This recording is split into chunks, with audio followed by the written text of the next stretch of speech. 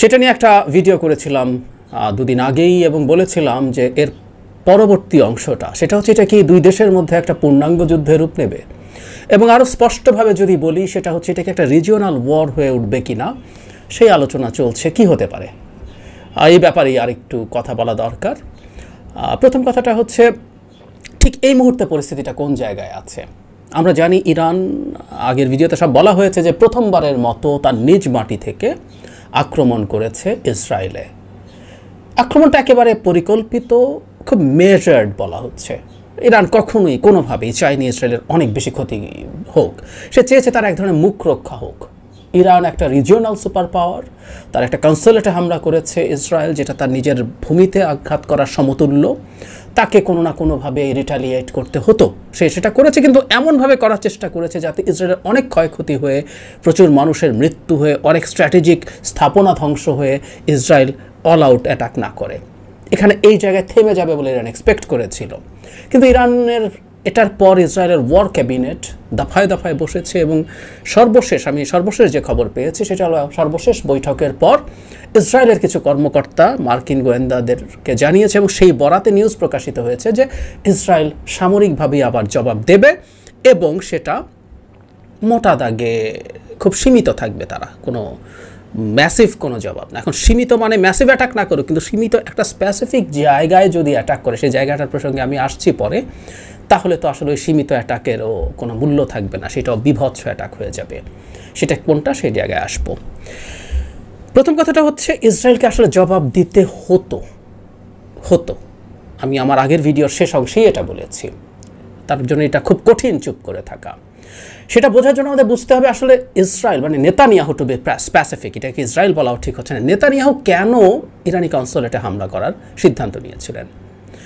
আপনি কুদস ফোর্সের কথা বলেছিলাম, আইআরজিসির যে কুদস ফোর্স, তারা নিশ্চিতভাবেই অনেক কিছু করেছে, তারা নানান রকম পদক্ষেপ নিয়ে তারা বাইরের বিভিন্ন ক্ষেত্রে তারা অন্যান্য শক্তির সাথে, মানে কুদস ফোর্সটা তো বাইরে কাজ করে মূলত, সে অন্যান্য ফোর্সের সাথে অন্যান্য জায়গায় সংঘাত, ইসরায়েলে হোক বা অন্যান্য জায়গায়, লেবাননে হোক, বিভিন্ন জায়গায়, ইরাকে তারা কাজ করে এবং পরাশক্তিগুলোর সাথে তার সংঘাত আছে। সুতরাং কুদস ফোর্সের লোকজনকে আপনি হত্যা করতে চাইতে পারেন, কাসেম সোলাইমানিকে আমেরিকা করেছিল। ঠিক একইভাবে এখনও যেটা হয়েছে আপনি যদি খেয়াল করে দেখেন তাহলে সিরিয়াতে আপনি চেয়েছেন কুদস ফোর্সের লোকজন মারবেন, কিন্তু কনসুলেটে হামলা করা কিন্তু ভয়ঙ্কর ব্যাপার।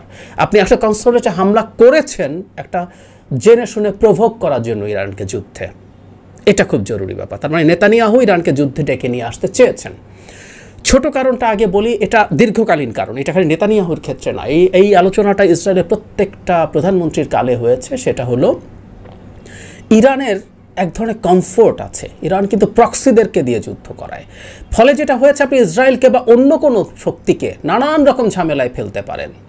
কিছুদিন আগে হুতিদেরকে দিয়ে সৌদি আরবকে সাইজ করা হয়েছে, এদিকে হামাসকে দিয়ে ইসরায়েলকে করা হচ্ছে, হেজবুল্লাহকে দিয়ে ইসরায়েলকে করা হচ্ছে, আর আপনার বাশার আল আসাদ তো মোটামুটি আসলে আপনার কাগজে কলমে সরকার হলেও আপনার প্রক্সিতেই পরিণত হয়েছে। সুতরাং আপনি এদেরকে দিয়ে বৈশ্বিক যে পরাশক্তিগুলোর সাথে ফাইট করছেন, আপনি সেই অর্থে আহত হন না, আপনি সেই অর্থের যুদ্ধ থেকে দূরে থাকছেন। সুতরাং ইসরায়েলের এই আলোচনা দীর্ঘদিন থেকে আছে যে ইরানের এই কমফোর্টটা নষ্ট করতে হবে, ইরানকে সরাসরি যুদ্ধে ড্র্যাগ করতে হবে এবং ইরানের উপরে সেটার ভিত্তিতে আক্রমণ করতে হবে। ইসরায়েলের যে কোনো সরকারের মধ্যে এই আলোচনাটা ছিল, থাকে, নেতানিয়াহুর ক্ষেত্রেও আছে। কিন্তু নেতানিয়াহুর একটা বিশেষ কারণ যুক্ত হয়েছে এখন, সেই অর্থে আমরা বলবো যে সাম্প্রতিক অ্যাটাকের পর তারও একটা গেইন আছে। সেটা হলো নেতানিয়াহু চেয়েছেন ইরানের সাথে যদি একটা সরাসরি সংঘাত তৈরি হয় তাহলে এই মুহূর্তে গাজায় সে যা করছে ভয়ঙ্কর সব ঘটনা ঘটাচ্ছেন, ওটার আসলে জেনোসাইড হচ্ছে, এটা এখন মানে রাগঢাক ছাড়াই বলে ফেলা যায়। এই জেনোসাইডের দিক থেকে বিশ্ববাসীর দৃষ্টি সরানো যাবে, বিশেষ করে আমেরিকার। আমরা খেয়াল করব বাইডেন সাম্প্রতিক সময়ে নেতানিয়াহুর প্রতি খুবই ক্রিটিক্যাল হয়ে উঠছিলেন যে না, তুমি এভাবে আর চালাতে পারো না, you have to stop that. এই কথাগুলো ক্রমাগত চাপ তৈরি করছিল। এই চাপের ফলে এখন দেখুন, আমরা যখন ইরানের সাথে সংঘাত শুরু হয়ে গেল, মুহূর্তেই বাইডেনকে বলতে হলো ইসরায়েলের সাথে আমাদের আয়রন ক্ল্যাড সম্পর্ক থাকবে, তার উপরে যে কোনো হামলাকে আমরা ঠেকাবো ইত্যাদি ইত্যাদি, এবং ঠেকিয়েছেও। প্রচুর ড্রোন এবং মিসাইল ইন্টারসেপ্ট আমেরিকাও করেছে। সুতরাং এই অর্থে নেতানিয়াহু কিন্তু গেইন করে ফেললো। পৃথিবীর এখন যাবতীয় আলোচনা কিন্তু গাজা থেকে সরে এসে দাঁড়িয়ে গেছে যে দুই দেশের মধ্যে কি যুদ্ধ শুরু হয়ে যাবে, এটা কি রিজিওনাল ওয়ার হবে, এটা কি তৃতীয় বিশ্বযুদ্ধকে ট্রিগার করবে, ইত্যাদি নানান রকম। এবং সেটা জনিত কারণে অলরেডি অর্থনীতিতে যা যা ঘটনা ঘটা শুরু করেছে, তেলের দাম বাড়তে শুরু করেছে, তেলের দাম যখন বাড়ে তখন গোল্ডের দাম বাড়ে, গোল্ডের দাম অকল্পনীয় রেকর্ডে চলে যাবে, এই আলাপগুলো কিন্তু শুরু হয়ে গেছে। ফলে গাজা কিন্তু চাপা পড়ে গেল। সেই পয়েন্ট অফ ভিউ থেকে Netanyahu is very much successful, আমরা খেয়াল করছি। সুতরাং এটা যদি কারণ হয়ে থাকে তাহলে ইরানের এই আক্রমণের পর নেতানিয়াহুর পক্ষে কি থেমে থাকা সহজ? কারণ এটা যখন স্তিমিত হয়ে যাবে তখন অনিবার্যভাবেই কয়দিন পর আবারও গাজার প্রসঙ্গ আসবে এবং সেটা নিয়ে কথা হতে থাকবে। আমাদের মনে থাকার কথা, কিছুদিন আগে জাতিসংঘে একটা প্রস্তাব পাশ হয়েছে যেখানে যুদ্ধবন্ধের জন্য মানে আমেরিকা ভেটো দেয়নি, আমেরিকা ভোটদানে বিরত ছিল, যেটা নিয়ে ক্ষুব্ধ হয়েছে ইসরায়েল। সো পুরো বিশ্ব মতামত তার বিরুদ্ধে চলে যাচ্ছে। সেই কারণেই বলছিলাম এই বাস্তবতা তার জন্য কঠিন। তাকে যদি গাজা থেকে মনোযোগ সরিয়ে রাখতে হয়, তাকে একটা ভিন্ন ফ্রন্ট খুলতে হবে নেতানিয়াহুকে। At the same time what I told, সেটা হচ্ছে ইসরায়েলে এই মুহূর্তে মারাত্মক একটা রাইটিস্ট গভর্নমেন্ট আছে এবং এই যে তাদের যে ওয়ার ক্যাবিনেটের যেসব মিটিং হয়েছে সেগুলো সম্পর্কে যে তথ্য আমরা পাই সেখানে আছে যে অতি রাইট আরও যারা আছে তাদের সিরিয়াস চাপ আছে নেতানিয়াহুর ওপরে রিটালিয়েট করার জন্য। কারণ এতদিন পর্যন্ত প্রক্সিরা যে যাই আক্রমণ করুক না কেন সেটা একটা দিক, ইরান এবার নিজ মাটি থেকে নিজের অস্ত্র দিয়ে ইসরায়েলের মাটিতে আঘাত করেছে। এটা আসলে আপনার ইগো বা অহমের জন্য একটা বিরাট সংকটের জায়গা। এবং আপনি যদি রিটালিয়েট না করেন, আপনি যে মিডল ইস্টে একটা খুবই সিগনিফিক্যান্ট পাওয়ার, সেটা আসলে বোঝা কঠিন হয়ে যাবে। ফলে এই ধরনের আলোচনা যেহেতু আছে হতে হবে, এমনকি শুধু সেটা না, অনেক বৈশ্বিক অনেক লোক, গুরুত্বপূর্ণ লোকজন আছে যারা মনে করেন যে ইরানের এই হামলার পর ইসরায়েলের সুযোগ নেওয়া উচিত ইরানের মেইনল্যান্ডে হামলা করার। এই সুযোগ সহজে সে আর পাবে না, কারণ আবার যদি নতুন করে হামলা না করে তাহলে এটা হবে না। এখন ইসরায়েল সীমিত আকারে সিদ্ধান্ত নিয়েছে, আমরা ধরলাম যে ইসরায়েল খুব বেশি আঘাত করবে না, কিন্তু প্রিসাইজলি কোথায় করবে এটা নিয়ে সবচেয়ে ভয়ঙ্কর যে বাস্তবতাটা বেরিয়ে এসছে সেটা হলো, আমি একজন মানুষকে একটু কোট করতে চাই, এনার নাম হচ্ছে জন বোল্টন। এই ভদ্রলোক জাতিসংঘে আমেরিকার রাষ্ট্রদূত ছিলেন এবং ডোনাল্ড ট্রাম্পের সময় ট্রাম্পের নিরাপত্তা উপদেষ্টাও ছিলেন।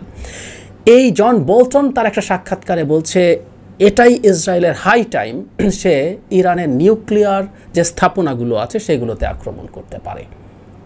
ইসরায়েলের এরকম দিক থেকে এরকম একটা সম্ভাবনা আছে, তার মানে সীমিত, মানে আপনি সব জায়গায় করবেন না, এই জায়গায় সীমিত, এই জায়গায় করবেন, এটা আসলে সীমিত না। ইরানের পারমাণবিক স্থাপনায় আপনি যদি হামলা করেন, এটা যুদ্ধটাকে ভয়ঙ্কর রকম এসকালেট করার মতো একটা পদক্ষেপ হবে। এবং ইরান এই ধরনের আশঙ্কা করছেও। আমরা এর মধ্যে নিউজ দেখেছি যে ইরান তার নিউক্লিয়ার পাওয়ার প্ল্যান্টগুলো বন্ধ করে দিয়েছে। নিউক্লিয়ার যে স্থাপনাগুলো আছে, শুধু পাওয়ার প্ল্যান্ট না, ইরান তো শুধু পাওয়ার প্ল্যান্ট তৈরি করছে না, ইরান ইউরেনিয়াম সমৃদ্ধ করছে।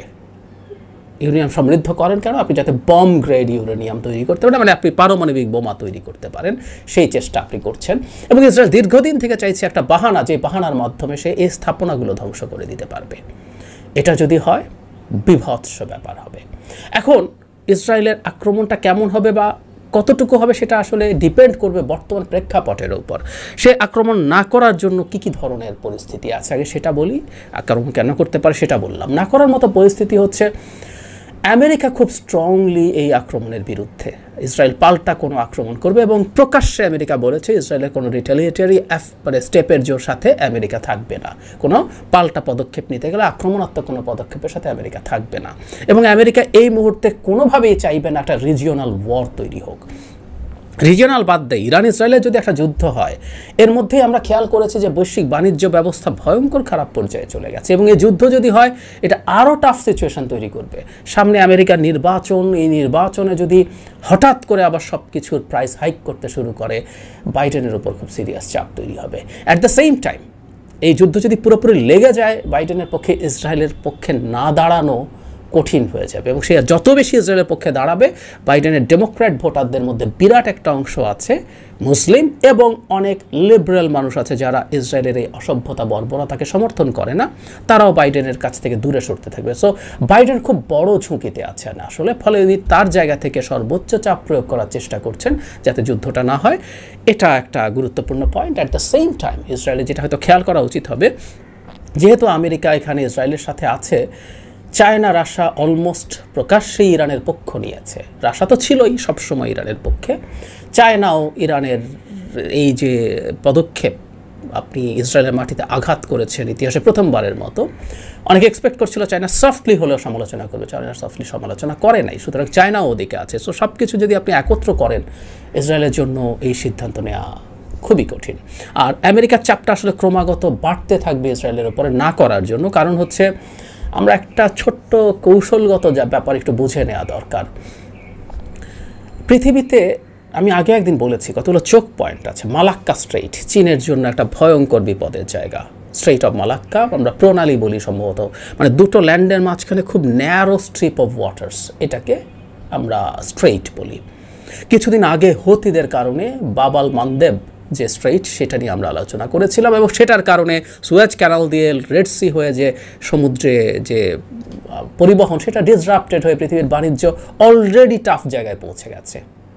এখন পুরো আফ্রিকা ঘুরে একদম কেপ অফ গুড হোপ ওটা হয়ে 10-12 দিন সময় বাড়িয়ে দ্বিগুণ তিনগুণ খরচ করে 3 গুণ ইন্স্যুরেন্স দিয়ে, মানে বিশ্বের বাণিজ্য ব্যবস্থা অলরেডি ক্রাইসিসে পড়ে গেছে। এখন যদি ইরানের সাথে ইসরায়েলের যুদ্ধ লাগে, ইরানের একটা মারাত্মক অস্ত্র হচ্ছে আরেকটা সম্ভবত সবচেয়ে গুরুত্বপূর্ণ চোখ পয়েন্ট, সেটা হচ্ছে স্ট্রেইট অফ হরমুজ। এটা বন্ধ করে দেয় ইরান এই মুহূর্তে, ইরান তার রেঞ্জের মধ্যে এটা ইজিলি বন্ধ করে দিতে পারবে। এটুকু আমরা জেনে রাখি, ম্যাপটা খেয়াল করি, পৃথিবীর 40% তেল ট্রান্সপোর্টেড হয় এই স্ট্রেইট অফ হরমুজ হয়ে। সুতরাং তেলের সিরিয়াস ডিসরাপশন তৈরি হবে। আপনি আরও বিভিন্ন জায়গায় তেল আছে বা অল্টারনেটিভ কোনো পথ দিয়ে কিছু নিতে পারবেন। সো 40% না হলে বিরাট একটা percentage of supply of oil hampered হবে। তার চাইতে জরুরি কথা খেয়াল করুন ম্যাপে, কাতারের পক্ষে তার এলএনজি ট্রান্সপোর্টের আর কোনো পথ নাই, এবং পৃথিবীতে কাতারের এলএনজি যদি বিশ্ববাজারে যেতে না পারে, এলএনজির বাজার ভয়ঙ্কর রকম ডিসরাপ্টেড হবে। এবং এলএনজি কেন এখন এত বেশি ইম্পর্ট্যান্ট আমরা জানি। ইউরোপ বিশেষ করে তার গ্যাস, তার যে প্রোডাকশন, সেটার ক্ষেত্রে সে তার ক্লিন এনার্জি করার আগে, মানে রিনিউয়েবলের আগে অন্যান্য যে কোনো ফসিল ফুয়েলের তুলনায় আপনার তেল বলেন, কয়লা বলেন, যে কোনোটা চাইতে গ্যাস অনেক বেশি এনভায়রনমেন্ট ফ্রেন্ডলি। সো সে প্রচুর গ্যাস দিয়ে তার পাওয়ার উৎপাদন করছিল, তার হিটিং সিস্টেম চালু রাখছিল, এবং তারা অনেক বেশি রাশিয়ার উপর ডিপেন্ডেন্ট ছিল। এবং রাশিয়ার ইউক্রেন আগ্রাসনের পর থেকে তারা অল্টারনেটিভ সোর্সিং শুরু করছে, এবং এই অল্টারনেটিভ সোর্সিং আসলে ওমান কিছুটা সাপ্লাই দেয়, কিন্তু কাতারের সাথে হয় না। সুতরাং কাতারের এলএনজি যদি বেরোতে না পারে, ওখানে একটা ডিজাস্টার তৈরি হবে। সুতরাং পৃথিবীর অর্থনীতি মারাত্মক ঝুঁকির মুখে পড়ে যাবে যদি ইরান ইসরায়েলের পূর্ণাঙ্গ যুদ্ধ হয়। এবং ওই যে বললাম, সত্যিই এই ঝুঁকি আছে। পূর্ণাঙ্গ যুদ্ধ মানে হচ্ছে ইরান তখন তার প্রক্সিদেরকে সিরিয়াসলি কাজে লাগাবে। হেজবুল্লাহ তখন ইসরায়েলের সাথে পূর্ণাঙ্গ যুদ্ধের চেষ্টা করবে, এবং তখন ইসরায়েলের পক্ষে শুধু এই ফ্রন্টে না, ইসরায়েলকে তখন লেবাননের সাথে যুদ্ধ করতে। আমরা একটা জিনিস অনেকে হয়তো জানি না, হেজবুল্লাহ শুধুমাত্র একটা সশস্ত্র গোষ্ঠী না, লেবাননে তারা এখন একটা স্বীকৃত রাজনৈতিক দল, পার্লামেন্টে তাদের পার্টিসিপেশনও আছে।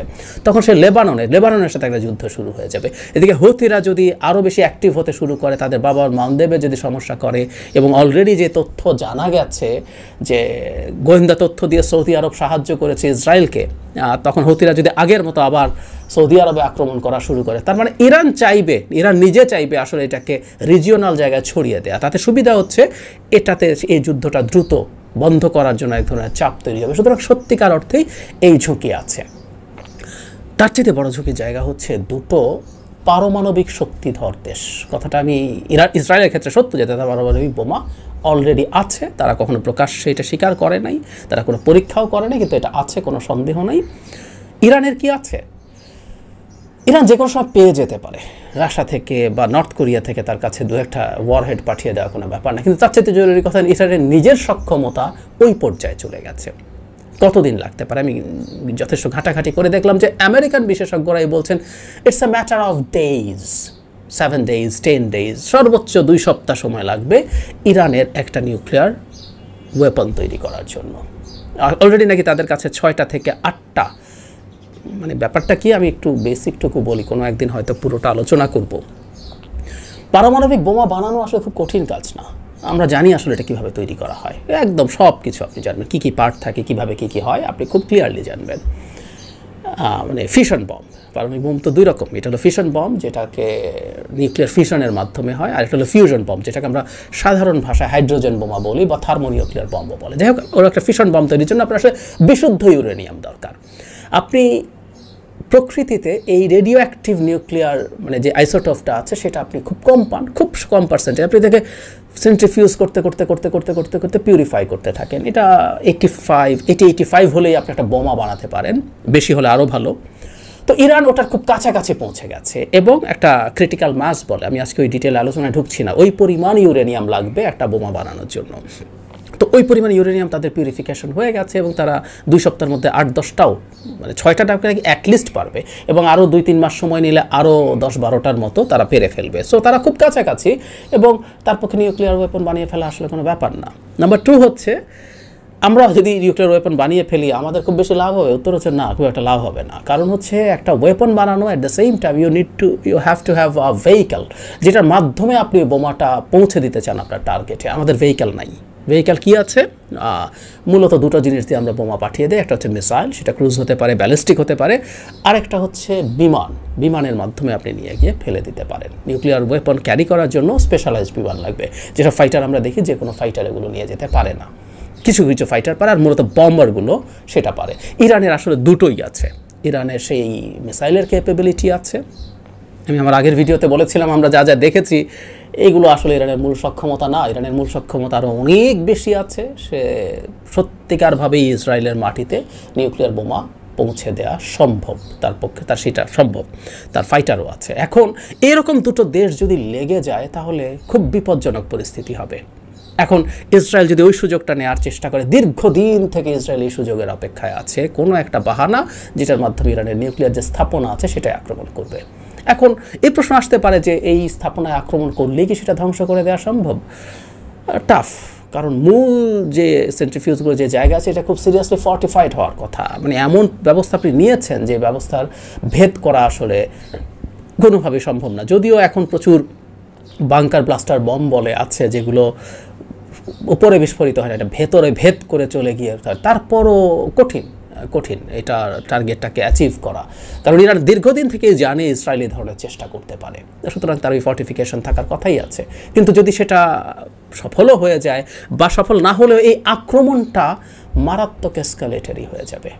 সুতরাং it's a very tough situation এবং ইরান তখন ম্যাসিভলি রিটালিয়েট করতে বাধ্য হবে। কারণ ইরানেরও তো নিজস্ব রাজনীতি আছে, অভ্যন্তরীণ চাপ আছে এবং ইরানের একটা রিজিওনাল সুপার পাওয়ার হয়ে তো আছে, সে আরও বেশি সেটাকে করার পরিস্থিতি আছে।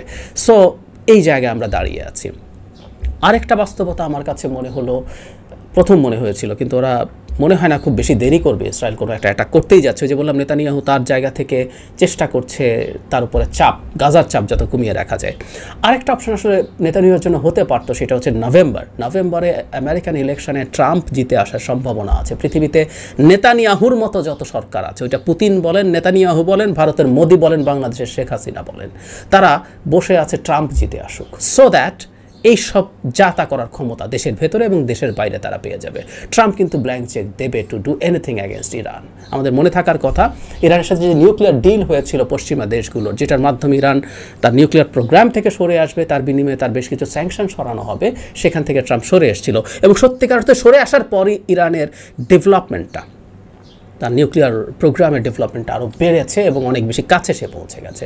সো ওটা একটা অপশন হতে পারতো যে সে নভেম্বরের পরে করবে, কিন্তু সাম্প্রতিক অবস্থা দেখে মনে হয় ইসরায়েল সেটা করবে না। এবং ইসরায়েলের দিক থেকে যদি ইরানের নিউক্লিয়ার স্থাপনা ছাড়া অন্য কোনো জায়গায় প্রেসাইজ মানে খুব বেশি আপনি একটা সিম্বলিক অ্যাটাক করছেন, সেটা যদি হয় সেটা হয়তো খুব বেশি এসকালেট করবে না। কিন্তু ওই ঝুঁকি ওই একই, ইরানের মাটিতে যখন এবার কনসোলেটে হয়েছিল, ইরান হ্যাড টু রিটালিয়েট। ইরানের যুক্তি আছে যে তুমি আমার মাটিতে, কনসোলেট মানে আমারই মাটি, ওখানে করেছো, আমি পাল্টা করেছি, এবার তুমি চুপ থাকো, আমি তোমাকে খুব বেশি ক্ষয়ক্ষতি করি নাই। কিন্তু ইসরায়েল যদি আবার করে, ইরানের উপরে দায় তৈরি হবে এবং যে কোনো সময় আসলে একটা ম্যাসিভ যুদ্ধ বেঁধে যাওয়ার খুবই সম্ভাবনা আছে। এখন আমাদের মাথায় যেটা দেখতে হবে, আমাদের বুঝতে হবে, সবচেয়ে গুরুত্বপূর্ণ রোল আমেরিকা তার সর্বোচ্চ চেষ্টা করছে কিনা। ওই যে বললাম, আমেরিকার মাটিতেও জন বোল্টনের মতো মানুষও বলছেন যে ইসরায়েলের এই সুযোগ নেওয়া উচিত হবে, সে যেন ইরানের নিউক্লিয়ার স্থাপনাগুলোতে গিয়ে আক্রমণ করে। ইসরায়েল শুধুমাত্র মিসাইল দিয়ে না, ইসরায়েল তার ফাইটার, ওর 5th জেনারেশন F-35 আছে, যেগুলো খুব ভালোভাবে ইরানের রেডার ব্যবস্থাকে অনেকটুকু ডেফাই করে সে গিয়ে এই কাজ করে আসার সক্ষমতা রাখে। সে রাখে না তা না। সো পরিস্থিতি এখন ওই জায়গাতে আছে। এখন ফাইনালি সর্বাত্মক একটা যুদ্ধ দুই দেশের মধ্যে বেঁধে যাওয়ার সম্ভাবনা আছে, খুব বেশি না হলেও আছে, এবং সেটা রিজিওনাল ওয়ারে পরিণত হওয়ার সম্ভাবনা থেকেই যায়। দুই দেশের যদি সর্বাত্মক যুদ্ধ বেঁধে যায়, ওটা একটা রিজিওনাল যুদ্ধে পরিণত হবে।